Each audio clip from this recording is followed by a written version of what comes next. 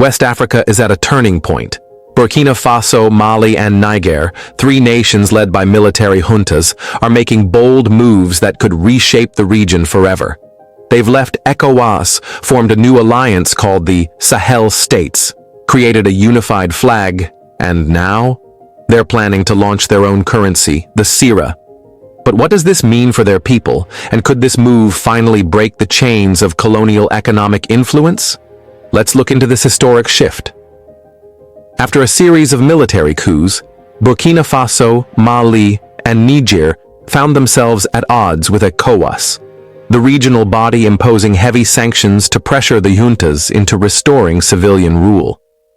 But instead of bowing to the pressure, these countries chose a different path. They left ECOWAS entirely. The leaders declared their new alliance would prioritize sovereignty, security, and mutual economic growth, free from what they see as foreign interference.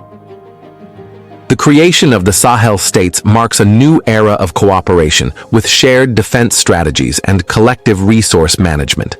Every new nation or union needs a symbol, and the Sahel states introduced a new flag to represent their unity.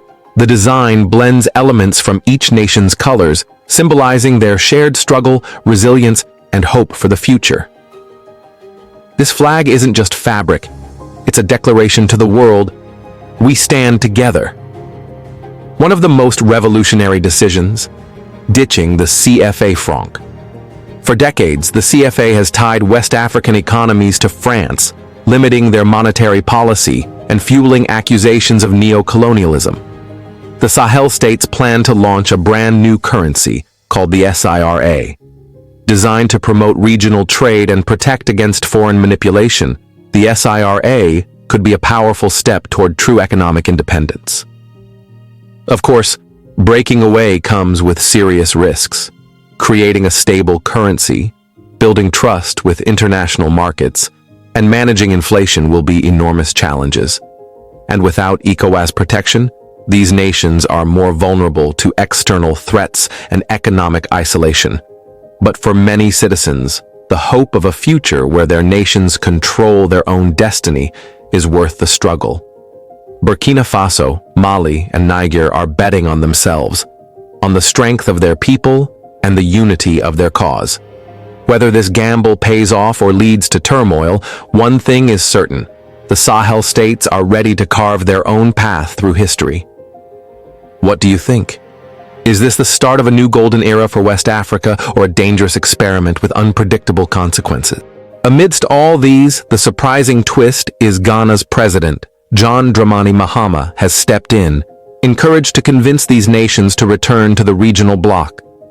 In early March 2025, Ghanaian President John Dramani Mahama, in a significant diplomatic move, visited Ivory Coast to strengthen regional ties and address pressing issues concerning West Africa's stability.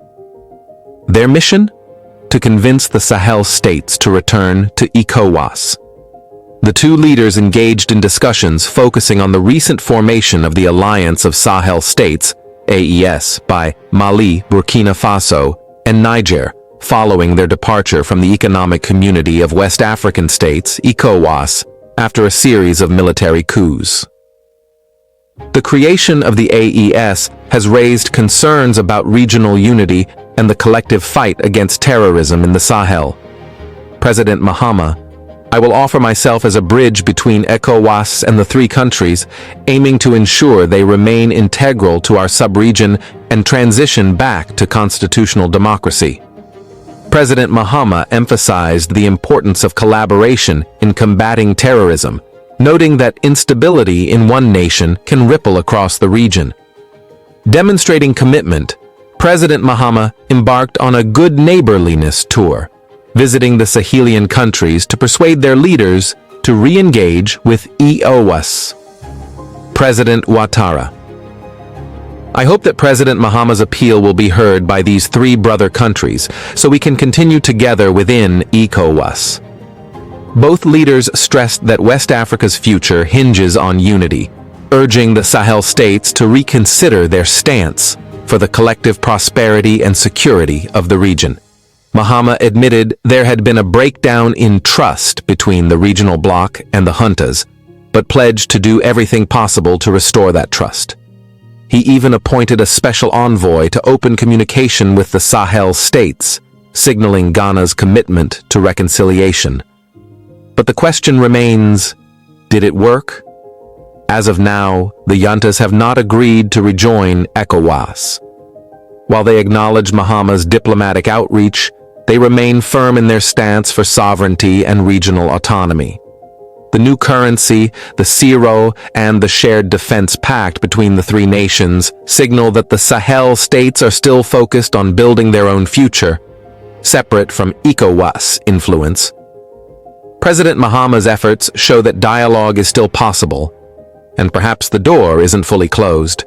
But for now, the Sahel states are pushing ahead with their bold experiment in independence. The coming months will be crucial. Will these nations thrive on their own? Or will rising economic pressure and regional instability eventually draw them back to ECOWAS? One thing is clear: West Africa is evolving. And whether through unity or division, the people of the region are determined to shape their own destiny. What do you think? Should the Sahel states return to ECOWAS, or is their breakaway the start of something bigger? Let us know in the comments, and don't forget to like and subscribe for more.